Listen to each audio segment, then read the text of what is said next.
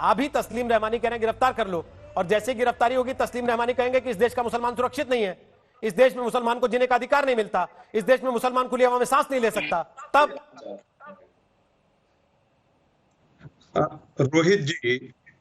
रोहित जी आज किसी भी धर्म समुदाय के किसी भी पंथ के लोगों को फतवा जारी करने की कोशिश नहीं करनी पड़ी है, चाहे वो हिंदू समुदाय हो, चाहे वो क्रिश्चियन हो, चाहे वो कोई अन्य हो। क्या कारण है कि आजादी के 70 साल बाद भी भारत का संविधान नहीं बोलता है? उस संविधान के और कानून की बात जब की जाती है, लोग उसका अनुपालन न करके, लोग बड़े बड़े मुसलमानों में पढ़े लिखे लोगों ने कहा कि फतवा जारी किया जाए, यानी मुस्लिम समाज का हिस्सा फतवों से चलता हो और वह कानून से नहीं चलता हो, ये एक अपने आप में बहुत गंभीर और सोचने का विषय है। दूसरी बात, तबलीगी जमात की सोच जो है वो लोगों को चिंतित करती है, क्योंकि तबलीगी जमात एक मध्ययुगीन सोच के साथ ये शुरू करता है कि बाकी लोग हैं वो काफिर हैं और काफिरों के खिलाफ जिहाद है, जिहाद में उनकी मौत भी यदि होती है तो ये दीन के लिए है, और ऐसे दीन के लिए यदि हम शहीद भी हो जाते हैं तो हमें अल्लाह ताला जो है वो जन्नत हमें नवाजेगा। ये जो मानसिकता है यही लोगों को डराता है। बात करती है सर तस्लीम रहमानी और आमिर जैदी भाई, नहीं आप संगीत रंगी साहब आप नफरत फैलाते हैं, जहर फैलाते हैं, इसके अलावा कुछ और काम नहीं करते, जिसका नतीजा झारखंड में नहीं है। ये दुनिया को मत समझाइए, के अंदर भी आपका ही नतीजा था। आप लोगों ने झूठ बनाया कि तबलीगी जमात के लोग जगह जगह साधुओं के भेष में जीते हुए, जिसके अंदर 2 साधुओं की हत्या हुई, वो भी परिणाम आपका ही था। आप जैसे लोगों ने देश की छवि बर्बाद कर दी है, आप जैसे लोग देश की छवि को नुकसान पहुंचा रहे हैं, जिसकी भरपाई पूरे देश को करनी पड़ेगी। जैदी साहब रुक जाइए, थोड़ा सा रुक जाइए, इतनी सहिष्णुता तो रखिए कि दूसरा आदमी अपनी बात पूरी कर ले। मैं आतिक साहब की बजाय आप ही से कमेंट ले लूंगा वापस, अगर आपको लगता है आतिक साहब डिफेंड नहीं करते। आप जो एजेंडा चला रहे हैं वो सही है क्या? आप बिना एजेंडा के बैठे हैं यहाँ पर, आप बिना एजेंडा के बैठे हैं, आपका एजेंडा भी लोगों को समझ में नहीं आ रहा क्या?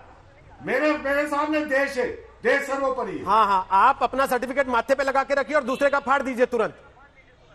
ये तो अजीब तरीका है सर, जनता को तय करने दीजिए ना किसका एजेंडा देश है और किसका एजेंडा हिडन है, ये जनता अपने आप तय कर लेगी। एक दूसरे को सर्टिफिकेट तो मत बांटिए कम से कम। संगीत रागी फटाफट पूरा कीजिए, अतीक रहमान उसके बाद आपके पास तो रोहित जी कम से कम देखिए, लेकिन हमें पता है जमात रहमानी साहब प्लीज, अब फिर वो पीएफआई पे आ जाएंगे, आप आरएसएस पीएफआई का लड़ाई लड़ते रहिएगा उसके बाद यहाँ पर बैठकर। एक दूसरे को सुनना तो सीखिए पहले, या ऐसा उन्होंने कोई तार दबा दिया आपका कि आप लोग एकदम कुलबुला गए? लोगों को ऐसा मैसेज तो मत दीजिए कि आप सुन भी पाने की सक्षम नहीं है वो जो कह रहे हैं उस बात को। जिसका नतीजा ये हुआ सुन तो लीजिए कम से कम बात को। का मजहब पूछा जा रहा है, वो इनके एजेंडे के कारण नहीं हो रहा है। जो जान के अंदर लिंचिंग हुई है वो इनके एजेंडे के कारण। प्लीज आप तो कम से कम प्लीज आप रहने दीजिए। आपकी सरकारों में देखा इस देश में कैसे खूनी लड़ाइयां हुई हैं, और आपकी सरकारों में कितने कितने लोगों ने जान गंवाई है इस देश में, और किन किन बातों पर गंवाई है सर, ये सारा देश जानता है, दुनिया इस बात को जानती है। इसलिए यहाँ बैठ के होली का मंच मत दिखाइए मुझे। आप भी उस हमाम में उतने नंगे जितना कोई और, आप भी इस हमाम में उतने नंगे जितना कोई और, इसलिए यहाँ बैठ के अपने आपको होली का मत बताइए कम से कम प्लीज। मैं नहीं धकेलने दूंगा सर प्लीज। आप तो ट्रिपल तलाक में भी ऐसे ही पैरोकार थे कि नहीं ट्रिपल तलाक तो इस्लाम में है ही नहीं, लेकिन पैरवी आप ही करते थे बैठ के उसकी यहाँ पर, इसलिए रहने दीजिए सर। हर बात में आपका स्टांस वही होता है कि नहीं ये तो है ही नहीं, ये तो हमें बताया नहीं गया, ये तो हमारे धर्म में मान्यता ही नहीं है, लेकिन ये करेंगे हम तो। क्यों भाई ऐसे बार बार क्यों नहीं? एक आप सीधे तौर पर कह सकते हो उन लोगों से अपील करके कि बाहर निकलिए।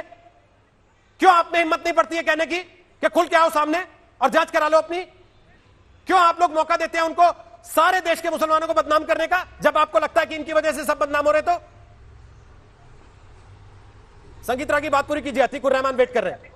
आपके चैनल पे बैठ के ये रोहित जी मुसलमानों के लिए सबसे अच्छी रहने की जगह हिंदुस्तान है, तो वो इससे पूछना चाहता हूँ कि वो हिंदुस्तानियों मुसलमानों को, मैं कहता हूँ जैसे बैक्टीरिया के लिए सबसे अच्छी जगह विचार रखने की जगह ये हिंदुस्तान का मंच है। जो नफरत फैला रहे, जो नफरत का एजेंडा फैला रहे, ऐसे फाशिस्ट ताकतों की अगर कोई जगह ज्यादा सुरक्षित नजर आ रही है तो हिंदुस्तान नजर आ रहा है। इस तरह का एजेंडा अगर कहीं और जाके चलाएंगे तो शायद नहीं चलेगा। सुनिए मेरी बात, इस सर्टिफिकेट को मोड़ के डालिए अपनी जेब में। मेरे लिए आप दोनों बराबर के सम्मानित हैं। जितनी इज्जत मैं आपको दे रहा हूं उतनी इज्जत उनको भी दूंगा। अगर आपको बुरा लग रहा है तो सर इसमें मेरी कोई गलती नहीं है, ये आपका प्रॉब्लम है, आपकी असहिष्णुता, आपका इंटॉलरेंस है कि आप दूसरे की बात को सहन तक नहीं कर पा रहे हैं। आपको अच्छी नहीं लग रही है, आप उसके बाद अपनी बात रखिए, कौन रोक रहा है आपको?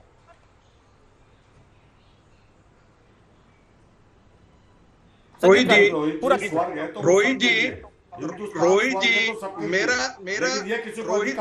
अब आप समय जाया कर रहे हैं, मेरा भी, अपना भी और देश की जनता का भी, जो आपको देख रही है बैठ के, उससे और गलत मैसेज जाएगा। जिसको आप दुरुस्त करने की कोशिश कर रहे हैं इतने दिन से दबे छुपे, वो दुरुस्त नहीं होगा और बिगड़ जाएगा। कम से कम सुनना सीखिए। संगीत रागी पूरा कीजिए फटाफट, अतीकुर रहमान वेट कर रहे हैं बहुत देर से। रोहित जी, तबलीगी जमात आतंकवाद की प्रयोगशाला है। वो आतंकवाद का प्रयोग, आतंकवाद पैदा करने वाली मानसिकता पैदा करता है।